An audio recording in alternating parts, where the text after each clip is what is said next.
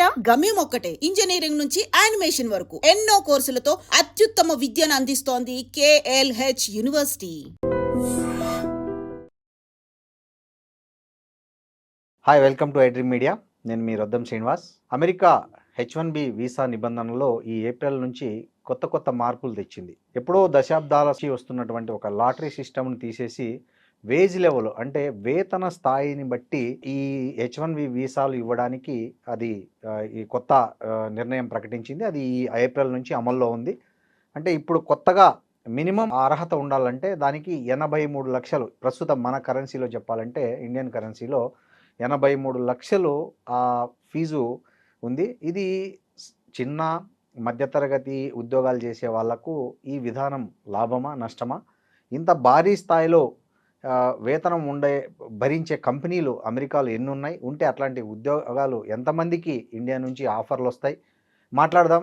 America కొత్త visa నిబంధనల గురించి మనతో మాట్లాడడానికి గ్లోబల్ ఎకానమిస్ట్, అదేవిధంగా ప్రొఫెసర్ డాక్టర్ రవీందర్ రేనా గారు ఉన్నారు. జియో పొలిటికల్ అనలిస్ట్ కూడా ఆయన. నమస్తే రవీందర్ రేనా గారు. నమస్తే అండి శ్రీనివాస్ గారు. ఈ అమెరికా ఈ నెలలో అంటే ఏప్రిల్ నెల నుంచి H1B వీసాలలో మార్పులు తెచ్చింది.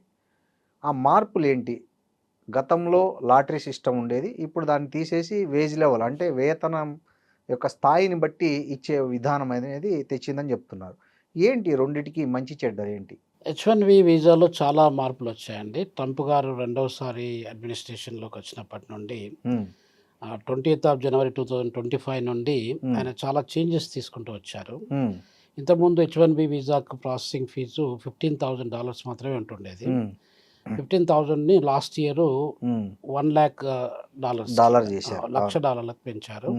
$1,00,000 అంటే ఈ రోజు ఉన్నటువంటి, అంటే మీరు ఇప్పుడు చెప్పిన 83 లక్షలు అనేది అది సంవత్సరం కిందటి లెక్క. అది ఇప్పుడున్న కరెంట్ రేట్లో, ఎక్స్చేంజ్ రేట్లో చూసుకున్నట్టయితే శ్రీనివాస్ గారు దాదాపు 95 వరకు పోయింది. అది అసలు $1కు రేట్ అనేది 95 వరకు పోయింది. ఇప్పుడు 92-93 మధ్యలో వస్తుంది. అంటే 93 లక్షల రూపాయలు కట్టాలన్నమాట H1B వీసా ప్రాసెసింగ్ ఫీజు మాత్రమే.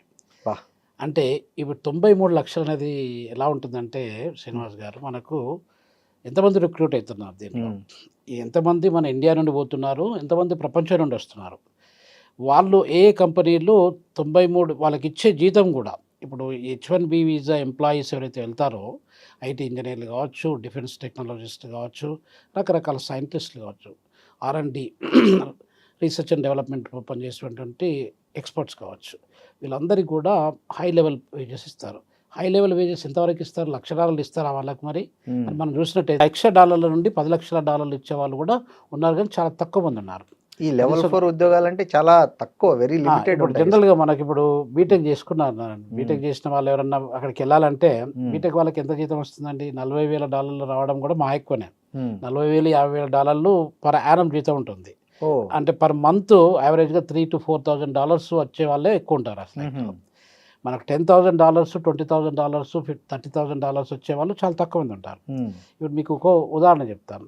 ఇప్పుడు మనకు ఓవరాల్గా ఈ H1B వీసా ప్రాసెస్ స్టార్ట్ అయినప్పటి నుండి ప్రపంచవ్యాప్తంగా దాదాపుగా మనకు 1,20,000 మంది వాళ్ళ ఎంప్లాయీస్ తీసుకుంటే దానిలో majority of the people India నుండి వెళ్ళిన వాళ్ళే ఉన్నారు. ఆఫ్రికా మొత్తం మీద కానీ, లాటిన్ అమెరికాని కానీ, యూరోప్ను కానీ తీసుకున్నట్టయితే, ఇంకా వేరే ఏషియా దేశాల నుండి తీసుకున్నట్లయితే దాదాపు 70% పీపుల్ భారతదేశం నుండి పోయిన వాళ్ళే ఉన్నారు. అదొక పాయింట్ మనం గమనించాల్సింది. ఇప్పుడు పాయింట్ ఎక్కడ వస్తుందంటే, మనకు అక్కడ వేజ్ రేట్ అమెరికాలో ఎక్కువనే ఉంటాయి. నార్మల్గా అక్కడ ఉన్న కాస్ట్ ఆఫ్ లివింగ్ చూసుకున్నట్టయితే వేజ్ రేట్స్ అనేది CPI కన్జ్యూమర్ ప్రైస్ ఇండెక్స్ని బేస్ చేసుకొని వేజ్ రేట్ మనతో కంపేర్ చేసిన చాలా ఎక్కువ మొత్తంలో ఉంటాయి అన్నమాట. ఇప్పుడు ఉదాహరణకు మీకు పెన్షనర్స్కి దాదాపు ఒక $2,000, $2,500, $2,800 కూడా వచ్చేవాళ్ళు ఉంటారు. $2,800 ఇక్కడ ఒక ప్రొఫెసరు IIT కానీ IIMలో కానీ పనిచేసే ప్రొఫెసర్కు అంత జీతం రావట్లేదు. అక్కడ పెన్షనర్కి ఆ రేంజ్లో డబ్బులు వస్తున్నాయి. అంటే మీరు ఆలోచించుకోవచ్చు. అదొక పాయింట్.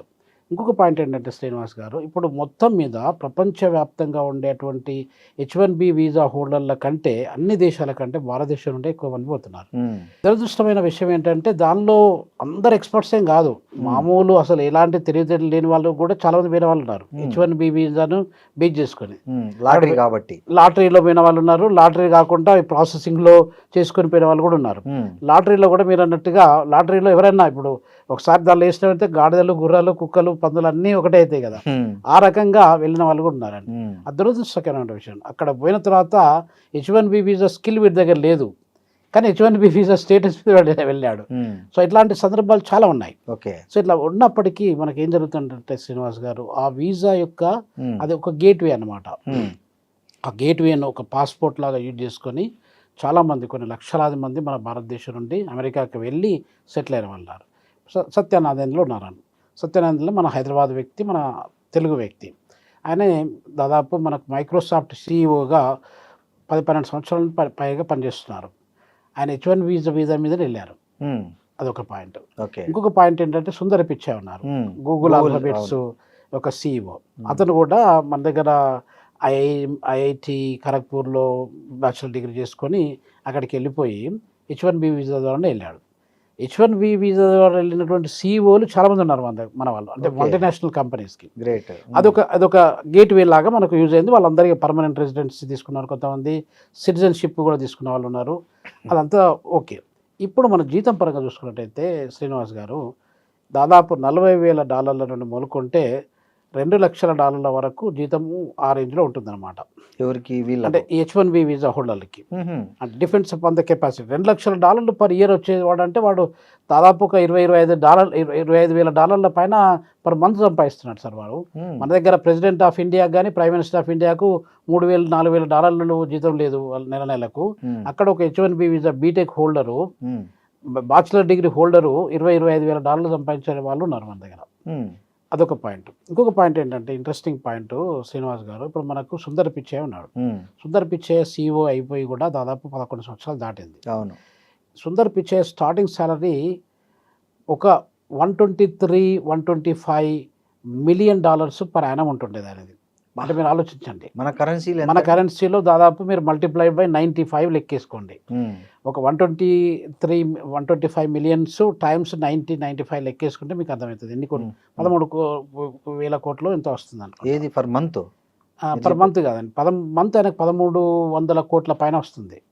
1,300 కోట్ల జీతము తీసుకునే సుందర పిచ్చయ్య నెల జీతము మొన్న దాదాపు లాస్ట్ ఇయర్ 2025లో కూడా ఆయనకు around 1,800 to 2,000 crores per month, 2,000 కోట్ల రూపాయల జీతము సంపాదిస్తున్నాడు మన భారతదేశంలో పుట్టినటువంటి భారతీయ వ్యక్తి. సుందర్ పిచ్చే 2,000 కోట్లకు నెలకు జీతము.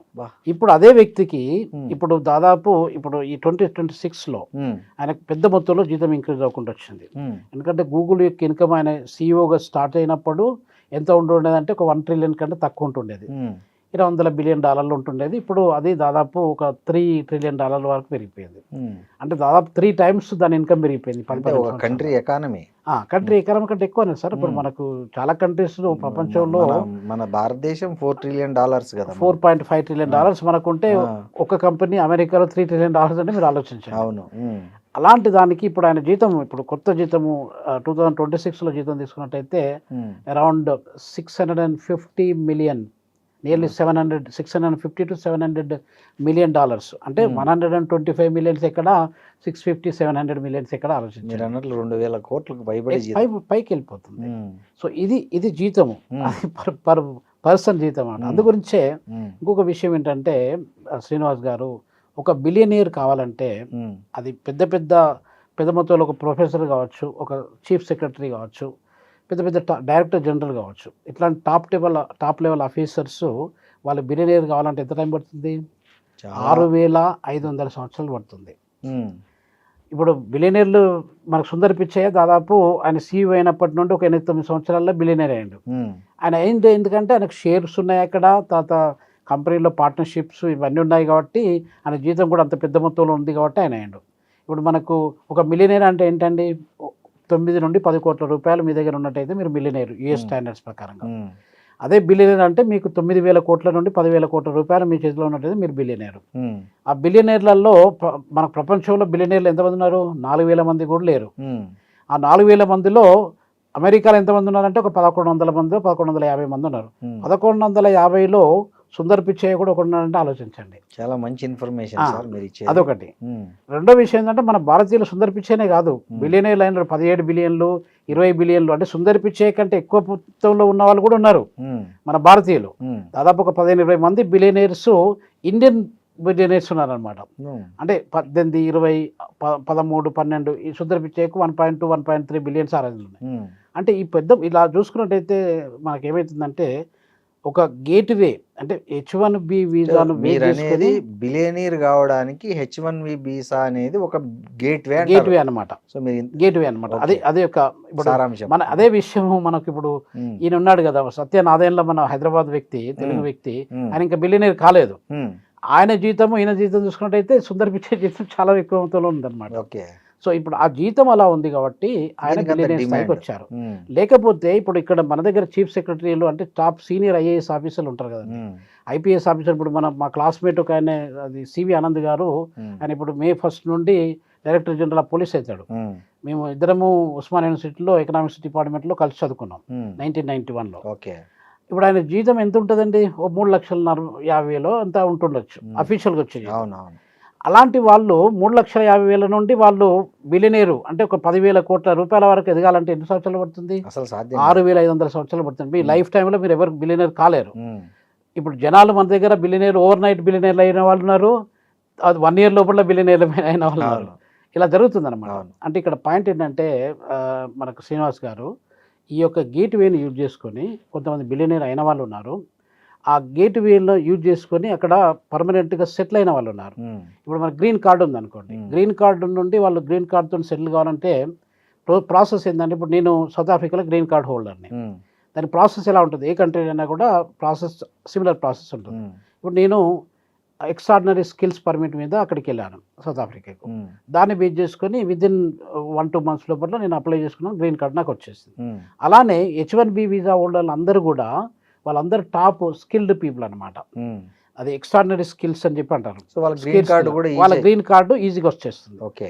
ఆ గ్రీన్ కార్డు వచ్చిన తర్వాత మీరు పర్మనెంట్ రెసిడెన్సీ అంటారు దాన్ని. అవును. మీరు జీవితకాలం అక్కడ ఉండాలనుకుంటే ఉండొచ్చు. అయితే ఇప్పుడు దాన్ని బేస్ చేసుకుని అది ఉన్న తర్వాత సిటిజన్షిప్కి అప్లై చేసుకుంటారు. ఒక 5 years టైం ఉంటుందండి. 5 years తర్వాత సిటిజన్షిప్ అప్లై చేసుకోవచ్చు. మీరు ఇండియన్ సిటిజన్షిప్ వదిలేసి, ఎందుకంటే ఇండియాలో ద్వంద్వ పౌరసత్వం అనేది లేదు. కాబట్టి దీన్ని క్యాన్సిల్ చేసుకొని ఇక్కడ మనం పర్మనెంట్ రెసిడెంట్ తీసుకొని OCI అంటారు దాన్ని, ఓవర్సీస్ సిటిజన్ ఆఫ్ ఇండియా అని చెప్పి అంటారు. దాన్ని తీసుకొని అక్కడ సిటిజన్ అయిపోతారు అన్నమాట. చాలా మంది మనకు ఇక్కడ భారతదేశం నుండి అమెరికాకి వెళ్ళిన దాంట్లో మెజారిటీ పీపుల్ గ్రీన్ కార్డ్ వచ్చిన వాళ్ళందరూ కూడా వాళ్ళు అమెరికన్ సిటిజన్షిప్ తీసుకున్నారు. అది అడ్వాంటేజ్. ఎందుకంటే వాళ్ళు ఏమనుకుంటున్నారంటే భారతదేశ పౌరసత్వం కంటే అమెరికా పౌరసత్వం ఉంటే మనకు బాగుంటుంది అని చెప్పి అలా తీసుకున్న వాళ్ళ సంఖ్య ఎక్కువైపోతుంది. ఇప్పుడు దాదాపు 20 లక్షల మంది జనాలలో శ్రీనివాస్ గారు మనకు ఓవరాల్గా చూసుకుంటే 20 లక్షల మంది జనాలలో ఇప్పుడు ప్రతి యావరేజ్గా ఒక 2 లక్షల మంది పర్ ఇయర్ ఇండియన్ సిటిజన్షిప్ కోల్పోతున్నారు. అంటే మీరు ఆలోచించండి ఏ లెవెల్లో మనము మూవ్ అవుతున్నాం. కరెక్ట్. సో ఇది ఒక పాయింట్. రెండో పాయింట్ ఏంటంటే, ఇప్పుడు ఇంతకుముందు ఎలా ఉండాలంటే, ఇప్పుడు మీరు గ్రీన్ కార్డ్ వచ్చింది, గ్రీన్ కార్డ్ వచ్చినాక 5 years లోపల మీరు సిటిజన్షిప్ అప్లై చేసుకోవడం మీకు అర్హత ఉంటుంది, ఎలిజిబిలిటీ ఉంటుంది. ఇప్పుడు ట్రంప్ గారు కొత్త రూల్లో 2026లో ఏం పెట్టారంటే, మీరు H1B వీసా మీద వచ్చారు కదా, H1B వీసా మీదనే పనిచేసుకోండి. 3 years పనిచేస్తారా, 5 years పనిచేస్తారా, 8 years పనిచేస్తారా, పనిచేసుకుని వెళ్ళిపోండి. H1B వీసా వచ్చిన మాత్రాన మీకు గ్రీన్ కార్డుకి అప్లై చేసే ఎలిజిబిలిటీ మీకు లేదు. ఎలిజిబిలిటీ తీసేశారు. ఓకే. అది ఒక ఇంపార్టెంట్ పాయింట్. ఇప్పుడు మనకు ఇంకొక విషయం ఏంటంటే శ్రీనివాస్ గారు, ఇప్పుడు భారతదేశం నుండి మీరు కానీ నేను కానీ మనము అమెరికాకి వెళ్ళి సెటిల్ కావాలని చెప్పి అనుకుంటే మన గ్రీన్ కార్డ్ రావడానికి ఎంత కాలం పడుతుంది తెలుసా? మీరు క్వాలిఫైడ్ పీపుల్, మేము మాస్టర్ డిగ్రీ ఉంది, నేను PhD డిగ్రీ ఉంది, మన ఇద్దరం పోయినట్టయితే మన ఇద్దరికి గ్రీన్ కార్డ్ రావడానికి 130-135 సంవత్సరాలు పడుతుంది. 130-135 సంవత్సరాలు మనం బతికేదే.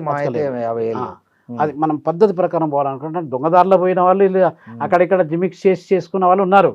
పద్ధతి ప్రకారం మనం పోయి ప్రాసెస్ చేయాలంటే మన భారతదేశం నుండి వెళ్ళిన వాళ్ళ సంఖ్య ఎక్కువ మొత్తంలో ఉంది కాబట్టి మన స్థాయికి వచ్చి మనం గ్రీన్ కార్డ్ రావడానికి అంత టైం పడుతుందండి.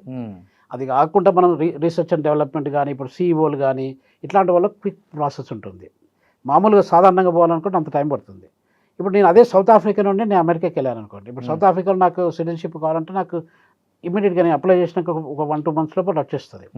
నేను ఎందుకు మన భారతదేశ సిటిజన్షిప్ను కోల్పోవడం వద్దు అనే ఉద్దేశంతో ఇంకా భారతదేశ సిటిజన్షిప్నే కాపాడుకుంటున్నాను. 25 సంవత్సరాలు నేను బయట పనిచేశానండి. అయినా కూడా భారతదేశ సిటిజన్షిప్ మనం మాతృభూమి అనే ఉద్దేశంతో అదే సిటిజన్షిప్ కంటిన్యూ చేస్తున్నాను. ఒకవేళ ఇప్పుడు నేను సౌత్ ఆఫ్రికాలో ఉన్నాను అనుకోండి. సౌత్ ఆఫ్రికాలో నేను సిటిజన్షిప్ తీసుకొని అమెరికాకి నేను వెళ్తే నాకు 1-2 years లోపల 5 years లోపల 6 years లోపల నాకు సిటిజన్షిప్ వచ్చేస్తుంది అక్కడ. అంటే భారతదేశం నుండి పోతే 130 సంవత్సరాలు పట్టేది. అదే సౌత్ ఆఫ్రికా నుండి పోతే నాకు 6 years లోపల నాకు సిటిజన్షిప్ వచ్చేస్తుంది. ఆ కంట్రీ నుంచి అక్కడ తక్కువ మంది ఉంటారు కాబట్టి. అదేనమాట. ఇప్పుడు నాకు కొంతమంది మిత్రులు మన భారతీయులు అక్కడ రండి సార్ మీరు సౌత్ ఆఫ్రికన్ సిటిజన్షిప్ తీసుకొని రండి అని చెప్పి చాలా మంది అడ్వైజ్ చేసిన వాళ్ళు ఉన్నారండి. ఇప్పుడు రవీంద్ర సార్, ఈ లాటరీ సిస్టము అక్కడ లాటరీ ఉండేది, ఇప్పుడు ఎట్లా జరుగుతుంది H1B అనేది, ఇప్పుడు ఎట్లా చేస్తున్నారు సార్? ఇప్పుడు సెలక్షన్ ప్రాసెస్ ఎట్లా ఉంటుందంటే రిగరస్ సెలక్షన్ ప్రాసెస్ ఉంటుంది. అంటే రకరకాల కంపెనీలు ఉన్నాయి. యాపిల్ కంపెనీ ఉంది అనుకోండి, మనకు అమెజాన్ ఉంది, ఇట్లా రకరకాల కంపెనీ, ఇవి మేజర్ కంపెనీస్. దాదాపు 10 కంపెనీస్ తీసుకుంటే వేతనాలు ఇచ్చే ఎక్కువ మొత్తంలో వేతనాలు ఇచ్చే కంపెనీలు ఇవి అనమాట. వీళ్ళందరూ కాంపిటేటివ్ ప్రాసెస్ ద్వారా మనకు సెలెక్షన్ చేసుకుంటారు అనమాట. సెలెక్షన్ చేసుకొని వాళ్ళని ఒకవేళ వీళ్ళు ఎలిజిబిలిటీ ప్రకారం వాళ్ళు సెలెక్ట్ అయినట్టయితే వాళ్ళని H1B వీసాకు $1,00,000 పే చేసి వాళ్ళు తీసుకొస్తారు. ఎవరు కంపెనీ పే చేస్తుందా? ఎంప్లాయీ పే చేస్తారా? లేదు, కంపెనీ పే చేస్తుంది. ఎంప్లాయీకి పే చేస్తే సార్ అసలు $1,00,000 చేతిలో ఉన్నవాడు అమెరికాకు పోవడానికి కాకుండా ఇక్కడ ఏమన్నా బిజినెస్ చేసుకుని బతకొచ్చు. సో కాబట్టి అది ఎంప్లాయీకి సంబంధించింది కాదండి, కంపెనీ చేయాలి. అమెరికన్ గవర్నమెంట్ అంటే డొనాల్డ్ ట్రంప్ గారి గవర్నమెంట్ ఇలా ఎందుకు ఆలోచించిందంటే కూడా మనం ఒక ఆలోచన చేసుకోవచ్చు. ఇప్పుడు అమెరికన్ ఎకానమీ అనేది ప్రపంచంలో పెద్ద ఆర్థిక వ్యవస్థ అండి. దాదాపు 155 సంవత్సరాల నుండి అది ప్రపంచంలో పెద్ద ఆర్థిక వ్యవస్థ ఏంటంటే అమెరికా ఒకటే. అమెరికన్ ఎకానమీ అనేది ఇప్పుడు షేక్ అవుతుంది. అమెరికన్ ఎకానమీ అనేది కొంచెం అది తగ్గిపోతుంది అనమాట. దాని పర్ఫార్మెన్స్ కానీ తన యొక్క ఉనికి కానీ తగ్గిపోతుంటే వాళ్ళకి అది ఎక్స్పెన్సెస్ ఎక్కువ అయిపోతున్నాయి, సోర్సెస్ ఆఫ్ రెవెన్యూ అనేది తగ్గిపోతుంది అనమాట. అదొకటి. రెండో పాయింట్ ఏంటంటే శ్రీనివాస్ గారు, మనకి ఇప్పుడు అక్కడ అమెరికాలో పనిచేసినటువంటి అమెరికన్ సిటిజన్స్ ఎవరైతే ఉంటారో వాళ్ళకు ఉద్యోగాలు లేకుండా అయిపోతున్నాయి.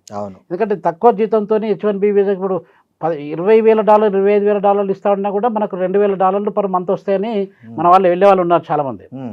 కాబట్టి అదే అమెరికాలో చదువుకున్నవాడు కానీ అమెరికన్ సిటిజన్ కానీ ఆ తక్కువ శాలరీకి పనిచేయడానికి ఇష్టపడేవాడు. అటువంటిప్పుడు ఏమవుతుందంటే వాళ్ళకి శాలరీస్ లేకుండా వాళ్ళకి అన్ఎంప్లాయ్మెంట్ క్రియేట్ అవుతూ మనం H1B వీసా హోల్డర్ని తీసుకుపోవడం వల్ల ఈ 2 రకాలుగా దెబ్బ పడుతుంది అనమాట. ఎకానమీ మీద పడుతుంది, వాళ్ళ ఎంప్లాయ్మెంట్ మీద పడుతుంది, వాళ్ళ సిటిజన్షిప్ మీద కూడా పడుతుంది, సిటిజనరీ పీపుల్ మీద పడుతుంది. ఇలాంటి సందర్భంలో మనం స్టాప్ చేయాలంటే ఏం చేయాలి అని చెప్పి ట్రంప్ గారు అడ్మినిస్ట్రేషన్కి వచ్చి ఇప్పుడు దాదాపు 1 year 3 months అవుతుంది. ఈ 1 year 3 months నుండి డిస్కషన్ జరుపుకుంటూ ఎలా మనం దాన్ని ప్లగ్అవుట్ చేసుకోవచ్చు, ఎలా దాన్ని కంట్రోల్ చేసుకోవచ్చు అనే ఉద్దేశంతో ఎన్ని రకాలుగా ఆలోచిస్తే 15,000 ఉన్నది ఒక 25,000 చేయండి, 25,000 చేయండి, 30,000 చేయండి, డబుల్ చేయండి. కానీ ఏకదాటిగా $1,00,000 అంటే ఎంత పెద్ద మొత్తంలో దెబ్బ అనేది చూడండి. దాంతో శ్రీనివాస్ గారు మనకు పెద్ద మొత్తంలో కంపెనీస్ కూడా వ్యతిరేకతను వ్యక్తం చేసింది. మన కోర్టులో కూడా కేసెస్ ఫైల్ అయినాయి. కొన్ని కోర్టులు అసలు తప్పు అని చెప్పి కూడా వాళ్ళు జడ్జిమెంట్ ఇచ్చారు. అయినా కూడా ట్రంప్ గారు వెనుకంజ వేయకుండా ముందుకెళ్ళి దాన్ని $1,00,000 చేసి కూర్చున్నాడు. మొన్న 27th February నుండి 2026 నుండి అఫీషియల్గా మళ్ళీ ఇంప్లిమెంట్ చేసుకొచ్చారు. లాస్ట్ ఇయర్ డిస్కషన్లో వండుకుంటూ మొన్న ఒక 1.5 months బ్యాక్ దాన్ని ఇంప్లిమెంట్ చేశారు. మనకు పాయింట్ ఎక్కడ వస్తుందంటే ఇప్పుడు మనకి ఈ సైంటిఫిక్ వాళ్ళకు ఇంకోటి ఏంటంటే సైన్స్ టెక్నాలజీ ఇన్నోవేషన్ డెవలప్మెంట్లో మన భారతీయ టెక్నోక్రాట్స్ వాళ్ళ బ్రెయినీ పీపుల్ అనమాట. సో కాబట్టి మన దగ్గర నుండి ఇప్పుడు మీరు అది యూరోప్లో కానివ్వండి లేకపోతే ఆఫ్రికాలో కానివ్వండి వేరే ప్రపంచంలో ఏ దేశంతో పోల్చుకున్నా కూడా మన దగ్గర బ్రెయినీ పీపుల్ ఎక్కువ మంది ఉన్నారు. మనం ఆ బ్రెయినీ పీపుల్ మన భారతదేశంలో పనిచేయాలంటే వాళ్ళు లేజీ పీపుల్ అయిపోతున్నారు ఇక్కడ. అదే అమెరికాకి పోయినప్పుడు అయితే ఇన్సెంటివ్స్ దొరుకుతుండొచ్చు, రికగ్నిషన్ దొరుకుతుండొచ్చు. దానివల్ల అమెరికాకి వెళ్ళి చాలామంది బాగా పెద్ద మొత్తంలో పనిచేస్తున్నారు. ఈ పని చేయడం వల్ల ఏమవుతుందంటే ఒక H1B వీసా మీద రిస్ట్రిక్షన్స్ పెట్టుకుంటూ వచ్చారు. అది ఎక్కువ నష్టపోయి ఎవరు పోతున్నారు H1B వీసా వల్ల అంటే ఈ ఫీజు పెంచడం వల్ల అంటే రిస్ట్రిక్షన్ పెట్టడం వల్ల అంటే మన భారతీయులు మాత్రమే. సో ఇక్కడ అది మనము గమనించాల్సిన విషయం. సార్ ఈ H1B వీసా రిజెక్ట్ కావడానికి మెయిన్ రీజన్స్ ఏమంటున్నాయి మామూలుగా? సార్ ఇప్పుడు H1B వీసా అంటే ఏంటి, మీరు ఒక సైన్స్ టెక్నాలజీలో ఎక్స్పర్ట్స్, మీ యొక్క సర్వీసెస్ వాళ్ళకి అవసరం కాబట్టి మిమ్మల్ని ఇన్వైట్ చేస్తున్నారు, ఎంప్లాయ్మెంట్ ఇస్తున్నారు. ఒకవేళ మీకు 5 years ఎంప్లాయ్మెంట్ ఇచ్చారనుకోండి, 5 years ఎంప్లాయ్మెంట్లో మీరు మళ్ళీ కంప్లీట్ చేసుకొని మీరు తిరిగి రావాలి భారతదేశానికి. మీరు ఏం చేస్తున్నారు అక్కడ, అక్కడే సెటిల్ కావడానికి ప్రయత్నం చేస్తున్నారు. ఒక పాయింట్. రెండో పాయింట్ ఏంటంటే ఆ పాయింట్ ఇప్పుడు వాళ్ళు ముందు పసిగట్టడానికి ఆస్కారం లేదు కాబట్టి కొన్ని ఫేక్ సర్టిఫికెట్స్ కూడా పెడుతున్నారు. ఫేక్ సర్టిఫికెట్ పెట్టి నాలెడ్జ్ లేని వాళ్ళు, ఎక్స్పర్టీస్ లేని వాళ్ళు, స్కిల్ లేని వాళ్ళు, వీళ్ళు కూడా దొడ్డిదారులో ఎక్కడో ఇన్ఫ్లుయెన్స్ చేసి పోవడానికి ప్రయత్నిస్తున్నారు. కాబట్టి వాళ్ళు కంపల్సరీ వాళ్ళు రిజెక్ట్ చేస్తారు. ఇంతకుముందు ఇప్పటికీ కొన్ని వేల మంది మన భారతదేశం నుండి పోయిన వేల మందిలలో అసలు H1B వీసా కాదు కదా, క్లర్క్గా అటెండర్గా పనిచేసే కెపాసిటీ కూడా లేని వాళ్ళు H1B వీసా మీద వెళ్ళిన వాళ్ళు ఉన్నారు. సో ఇవన్నీ వాళ్ళకు ఆ రీసెర్చ్లు దొరికినాయి, ఆ ఫైండింగ్స్ దొరికినాయి. ఇప్పుడు వీళ్ళన్నీ కొంచెం ముందు జాగ్రత్తగా రిజెక్ట్ చేస్తున్నారు. అంటే ఎలాంటి ఫేక్ సర్టిఫికేట్ ఉన్నా కూడా రిజెక్ట్ అయిపోతుంది. H1B వీసా అన్ని పర్ఫెక్ట్ గా ఉన్న వాళ్ళకి మాత్రమే అది వస్తుంది. అది కూడా దట్టు ఆ కంపెనీ ఆ లెటర్ ఉండి వాళ్ళ ఆ ఫీజు పే చేసే పరిస్థితిలో ఉంటేనే ఇప్పుడు వస్తుంది. సార్ ఇప్పుడు H1B వీసాకు ఇంకా వేరే ఆల్టర్నేటివ్ వీసాలు ఏమీ లేవా? ఉన్నాయి సార్. F1B వీసా ఒకటి ఉంది. అది దేనికి? F1B వీసా అనేది సార్ మామూలుగా ఇప్పుడు మీరు స్టడీ, ఇప్పుడు మాస్టర్ డిగ్రీ MSc చేయడానికి మీరు వెళ్ళారనుకోండి, బీటెక్ డిగ్రీ చేయడానికి వెళ్ళారు, లేకపోతే బ్యాచులర్ ఆఫ్ MBBS లాంటిది చేయడానికి వెళ్ళారు. అప్పుడు ఏమవుతుందంటే మీకు 3 years కోర్సా 5 years కోర్సా అని చెప్పి అది చూసి టైం పీరియడ్ ఎంత ఉందని చూసి మీకు F1B వీసా అని ఇస్తారు. దాని కాల పరిమితి ఎంత సార్? కాల పరిమితి అంటే 2 years నుండి 5 years వరకు ఉండొచ్చు, 6 years. ఇప్పుడు సపోజ్ మీరు USML లో మనకు మెడికల్ డిగ్రీ చేయాలనుకోండి, మెడికల్ డిగ్రీ మనకు అప్రాక్సిమేట్లీ 6 to 8 years టైం బట్టి. మాస్టర్ డిగ్రీకి అయితే 2 years ఉంటుంది. కొన్ని మాస్టర్ డిగ్రీలు అయితే 1 year ఉంటాయి, కొన్ని బ్యాచులర్ డిగ్రీలు 4 years ఉంటాయి. ఈ పీరియడ్ బట్టి మీకు ఈ యొక్క F1B వీసా అనేది శాంక్షన్ చేస్తారు. శాంక్షన్ చేసినప్పుడు కొంచెం టైం ఎక్కువనే ఇస్తారు మీకు, ఎందుకంటే ఒక్కోసారి డిలే కావచ్చు, అడ్మిషన్ లో డిలే కావచ్చు, కొంచెం టైం ఎక్కువ ఇస్తారు. ఎక్కువ ఇచ్చి మీకు వీసా F1B వీసా స్టూడెంట్కి ఇచ్చే వీసా. అది temporary visa, temporary resident visa అంటారు దాన్ని. ఆ టెంపరరీ వీసాలో మీకు ఏం అవకాశాలు ఉంటాయంటే, ఎప్పుడన్నా మీరు పార్ట్ టైం ఉద్యోగం చేసుకోవాలంటే ఒక ఫిక్స్డ్ నెంబర్ ఆఫ్ అవర్స్లో మీరు పార్ట్ టైం ఉద్యోగం చేసుకోవడానికి మీకు అవకాశం ఇస్తారు. ఎందుకంటే స్టూడెంట్స్ చాలా మంది వాళ్ళకు ఖర్చులకు డబ్బులు ఉండకపోవచ్చు కదా, అందులో ఏం చేస్తారంటే వాళ్ళు హోటళ్ళలో పనిచేసే వాళ్ళు ఉంటారు, పెట్రోల్ బంకులలో పనిచేసే వాళ్ళు ఉంటారు. ఇలా చోటమోటి ఉద్యోగాలు చేసుకుంటూ వాళ్ళు ఏదో ఫిక్స్డ్ నెంబర్ ఆఫ్ అవర్స్ ఉంటాయి మళ్ళీ పర్ వీక్, కానీ ఇంతకంటే ఎక్కువ ఇన్ని అవర్స్ కంటే ఎక్కువ పని చేయకూడదు అని కూడా రెస్ట్రిక్షన్ సీలింగ్ ఉంటుంది. అయినా కూడా మన వాళ్ళు అతిక్రమించి చేస్తారనుకోండి, అది వేరే విషయం. కాబట్టి ఇలాంటి కండిషన్స్ ఉంటాయండి.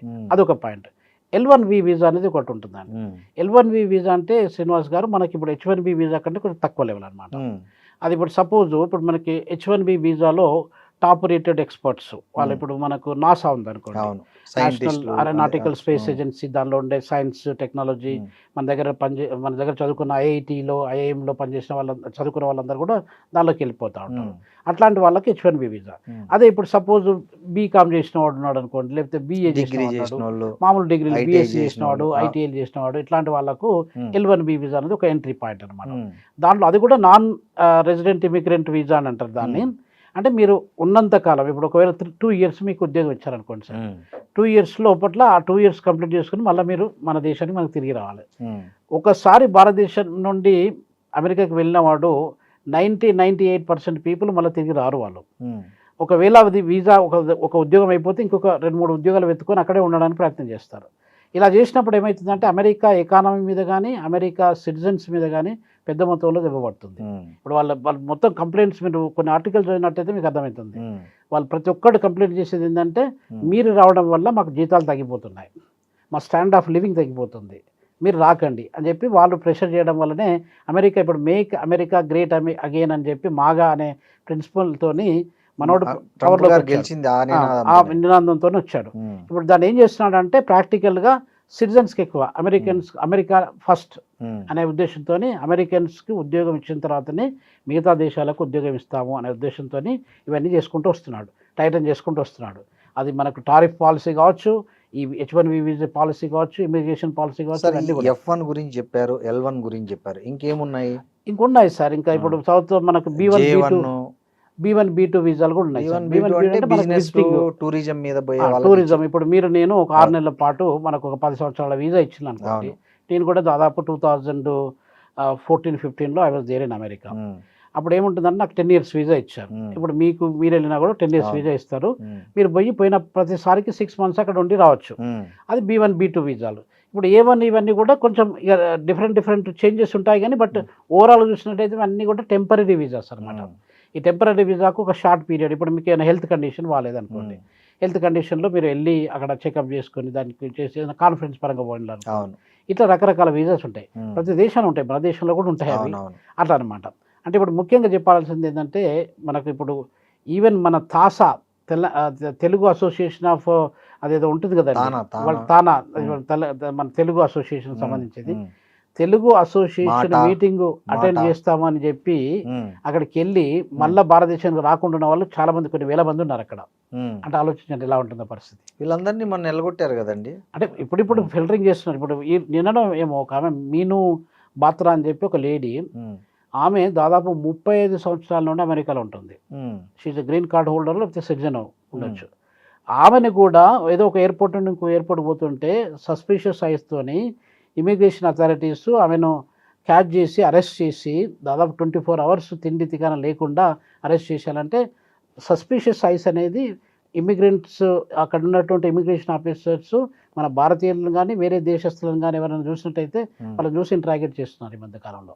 ఎందుకంటే ఏమవుతుందంటే శ్రీనివాస్ గారు, ఇప్పుడు అమెరికాలో పరిస్థితి బాగాలేదు, అన్ఎంప్లాయ్మెంట్ విపరీతంగా పెరుగుకుంటూ వచ్చేది, తర్వాత ఇన్ఫ్లేషన్ కూడా పెరుగుకుంటుంది, డెట్టు అసలు వాళ్ళ ఆదాయం కంటే వాళ్ళ అప్పు ఎక్కువ అయిపోయింది.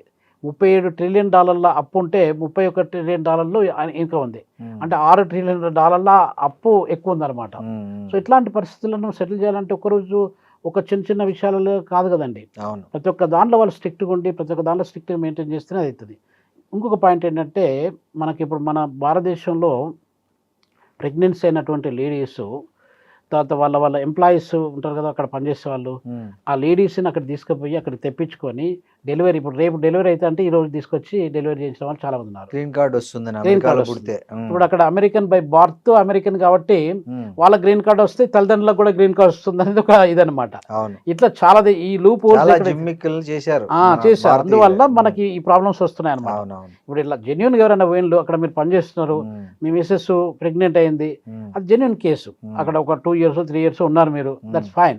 కానీ కావాలని ఇక్కడ నుండి తీసుకుపోయి అక్కడ చేయడం అంటే ఎంత ఇదైతే ఆలోచించండి. ఇట్లాంటి పనులు చేస్తారు. ఇప్పుడు సౌత్ ఆఫ్రికాలో కూడా ఒక రూల్ ఉంటుంది. సపోజ్ నేనున్నాను అక్కడ, నేను అక్కడ పర్మనెంట్ రెసిడెంట్ను, నేను ఒకవేళ మనకు అక్కడ మా బాబో పాపో అక్కడ పుట్టాడు అనుకోండి, వాడు ఆటోమేటిక్గా సిటిజన్ అయిపోతాడు, ఎందుకంటే నాకు పర్మనెంట్ రెసిడెంట్ ఉంది కాబట్టి.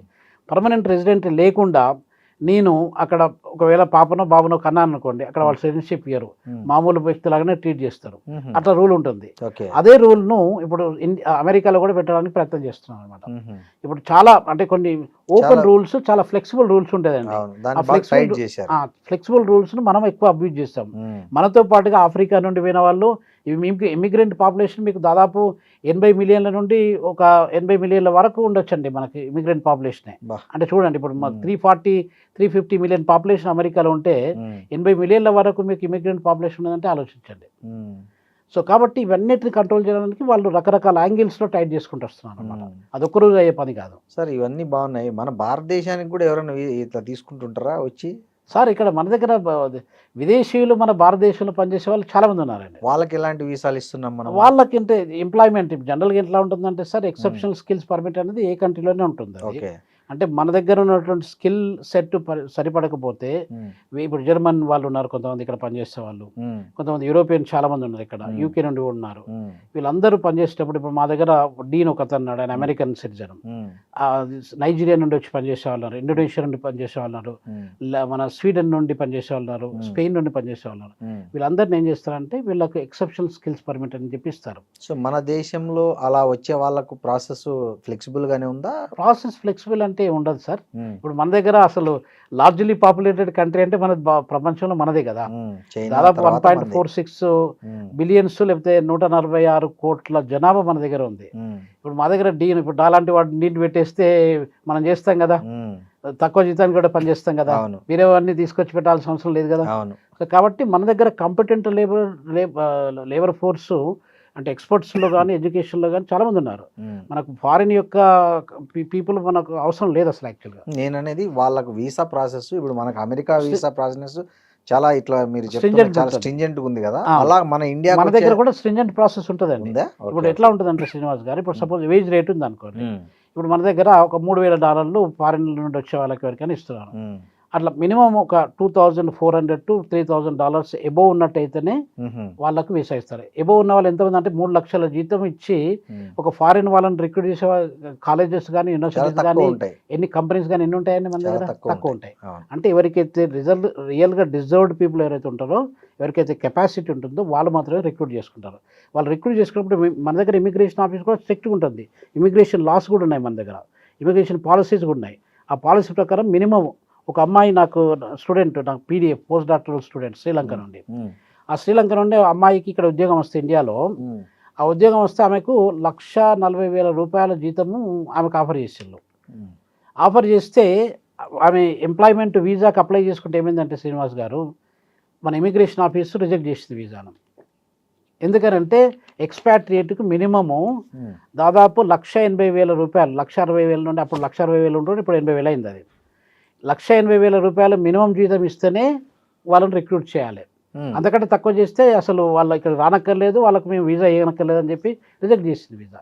అంత స్ట్రిక్ట్ ఉంటుంది అనమాట మన దేశం కూడా. మన దేశంలో కూడా. ఓకే. సో అట్లా స్ట్రిక్ట్ ఉంటేనే కదా సార్. లేకపోతే మనం అమెరికా వీసా ఎట్లుంది, ఎట్లా మన దేశం వీసాలు ఎట్లుంది, మన దేశంలో వీసా అనేది చాలా మంది తెలియదు అసలు. అదే అందుకని అడగాల్సి వచ్చింది. ఈ రూల్స్ అనేది ఎక్కడైనా ఉంటాయి సార్. ఇప్పుడు నేను పనిచేసిన దేశాలను పాపువా న్యూగినిలో పనిచేశాను, నమీబియాలో పనిచేశాను, ఎరిట్రియా ఇథియోపియాలో పనిచేశాను, సౌత్ ఆఫ్రికాలో, ఇట్లా స్విట్జర్లాండ్లో, ఏ దేశంలోనైనా కూడా వెల్కమ్ బోర్డు పెట్టేసి మీరు అందరు రండి ఇక్కడ పనిచేయండి అని చెప్పి ఎవరు చెప్పరండి. ఎందుకంటే ఒక దేశం నుండి ఒక పౌరుడు వేరే దేశానికి వెళ్ళి పనిచేస్తున్నాడంటే వాళ్ళకు దానిలో అడ్వాంటేజ్ ఉంటుంది, డిసడ్వాంటేజ్ కూడా ఉంటుంది. సో కాబట్టి అవన్నిటిని వాళ్ళు రెగ్యులేట్ చేయడానికి ఈ రూల్స్ అండ్ రెగ్యులేషన్ పెడతా ఉంటారు. Thank you doctor Ravinder Raina గారు, చాలా మంచి విషయాలు మాతో షేర్ చేశారు. Thank you very much. నమస్తే.